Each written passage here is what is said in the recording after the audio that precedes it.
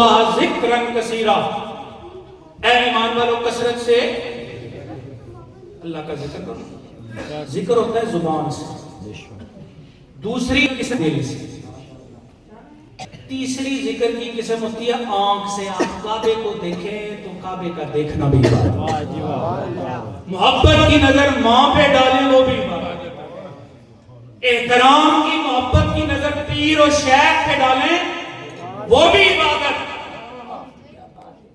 برادران کرام گویا عبادت ہے تین طرح، زبان سے، دل سے اور نظر سے۔ اب آئے حضور نے مولا کائنات کے بارے میں کیا فرمایا؟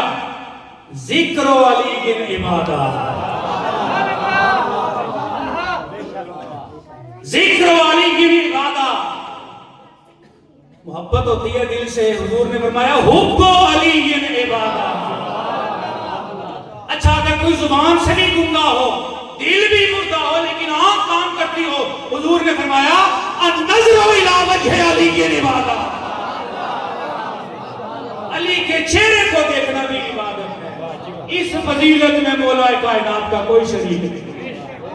برادران گرامی آگے بڑھتا ہوں۔ چھٹی فضیلت مولا کائنات، آپ علیہ السلام جس وقت مکہ میں تھے، آپ نے مہاجرین یعنی مکہ کے رہنے والوں کو آپس میں بھائی بنایا۔ یہ مواخات دو ہوئی ہیں، ایک نہیں ہوئی، اور ایک روایت تیسری بھی ہے، میں وہ پیش نہیں کروں گا شاید کوئی ناراض نہ ہو جائے۔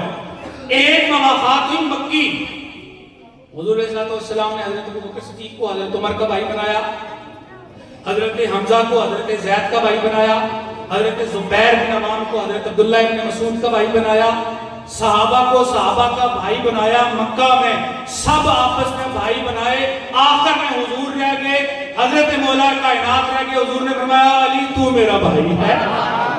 یہ مکی مواقع ہجرت ہوئی، حضور مدینہ تشریف لے گئے۔ سرکار دو عالم علیہ السلام نے ایک مہاجر کو ایک انصار کا بھائی بنایا۔ حضرت برادران گرامی حضرت ابوبکر صدیق رضی اللہ تعالیٰ عنہ کو حضرت خارجہ کا بھائی بنایا، حضرت عمر رضی اللہ تعالیٰ عنہ کو حضرت عثمان کا بھائی بنایا۔ طویل فہرست، سب ایک دوسرے کے بھائی بنائے گئے۔ یہ ہے مواخات مدینہ، مکی مواخات نہیں ہجرت تک، مدنی مواخات نہیں بدر تک۔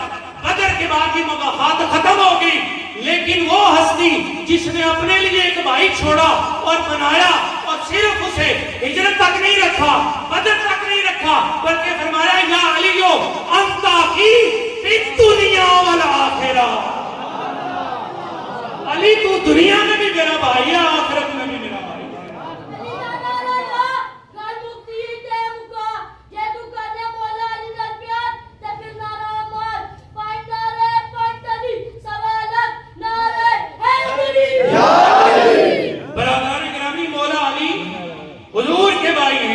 علی خاک والوں کے بھائی نہیں، نور والوں کے بھائی ہیں۔ علی عرش والوں کے بھائی نہیں، علی عرش والوں کے بھائی ہیں۔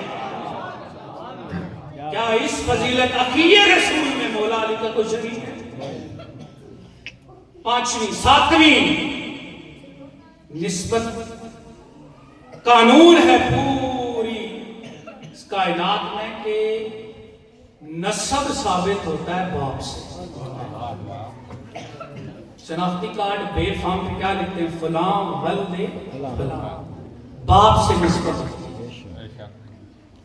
یہ ہے رب ذوالجلال کا قانون، لیکن رب اپنے قانون کا پابند نہیں ہے۔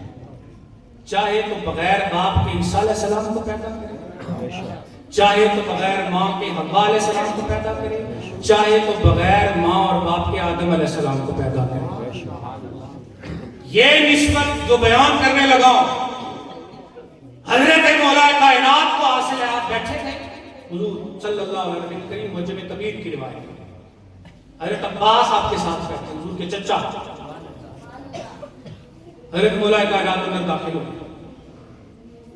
سرکار دو عالم علیہ السلام اٹھے، آپ نے مولا علی سے جب بھی ڈالی اور حضرت علی کی پیشانی پہ ادھر بوسا۔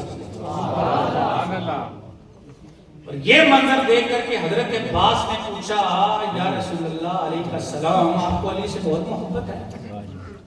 سرکار نے فرمایا اے چچا واللہ باللہ اللہ کی قسم اللہ کو مجھ سے زیادہ علی سے محبت ہے.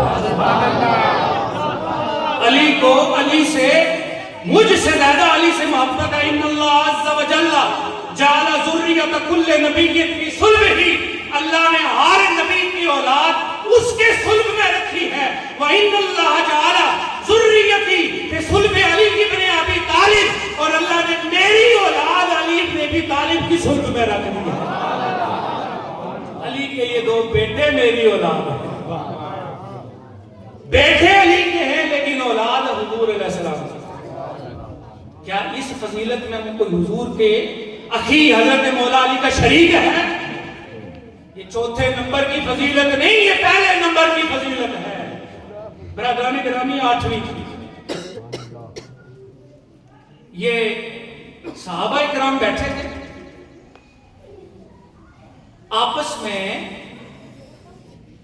گفتگو کرتے ہوئے. صحابہ کرام کہتے ہیں دیکھو نا اللہ نے آدم علیہ السلام کو اپنے ہاتھ سے پیدا فرمایا، انہیں چن لیا، انہیں استفائیت دی. دوسرے صحابی بولے دیکھیں نا حضرت ابراہیم علیہ السلام خلیل اللہ ہے.